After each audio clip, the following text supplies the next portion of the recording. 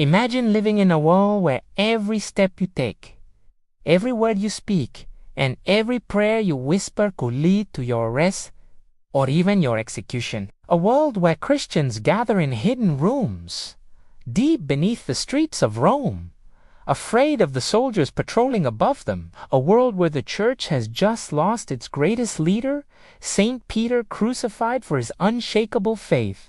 In the middle of this fear, one man is chosen to carry the mission forward.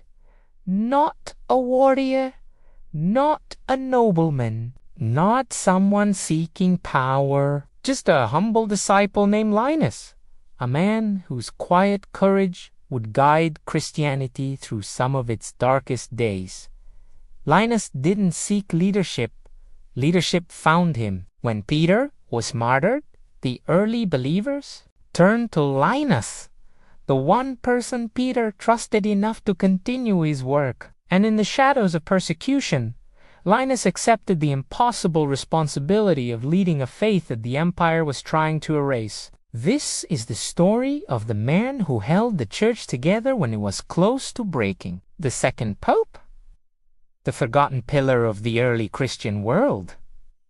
This is the story of Saint Linus. Introduction: Saint Linus was born around AD 10 in Tuscany, Italy, during the height of the Roman Empire. He grew up surrounded by Roman culture, traditions, and power, yet something inside him longed for a truth deeper than politics or privilege. That truth arrived when he encountered the teachings of the apostles, especially Saint Peter and Saint Paul. Their message of hope, forgiveness, and eternal life touched Linus in a way nothing else had. These were men who spoke with conviction, who lived with purpose, and who stood bravely against the cruelty of the empire. Their courage lit a fire in Linus's heart. He embraced Christianity and became a devoted follower, helping the apostles secretly gather believers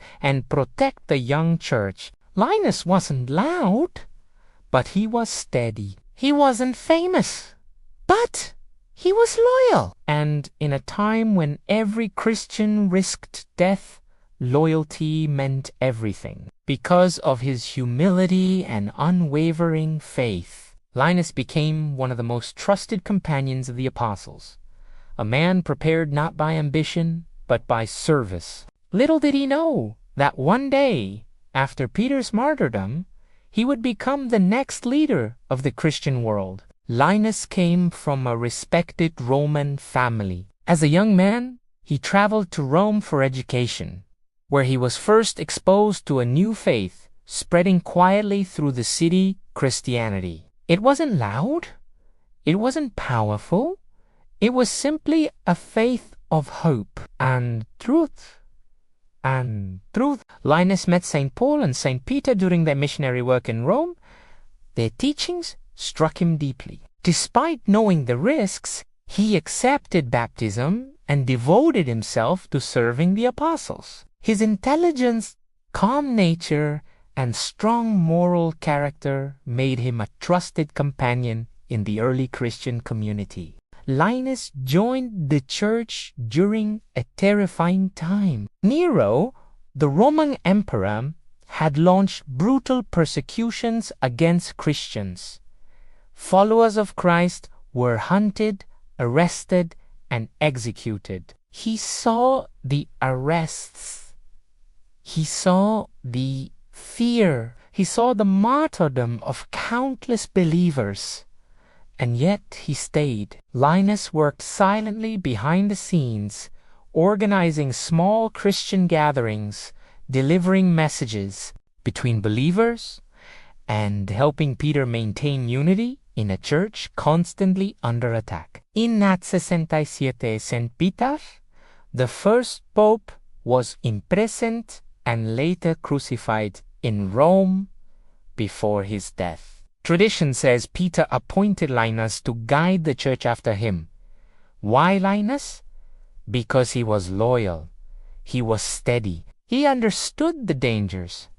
but he also understood the mission. When Peter died, Christians were heartbroken and leaderless. The community looked to Linus, a man chosen by the apostle himself, to carry the torch. And so Linus became the second pope, the first successor in an unbroken line of leaders that continues to this day. Unlike modern popes, Linus had no grand palace or protection. His papacy was lived in secrecy in underground homes, hidden rooms, and quiet gatherings. But he achieved remarkable things. A strengthening church structure, Linus helped organize the growing Christian community by appointing bishops, priests, and deacons. He continued Peter's work of giving the church structure during chaos. By promoting unity among believers, persecution scattered believers across regions.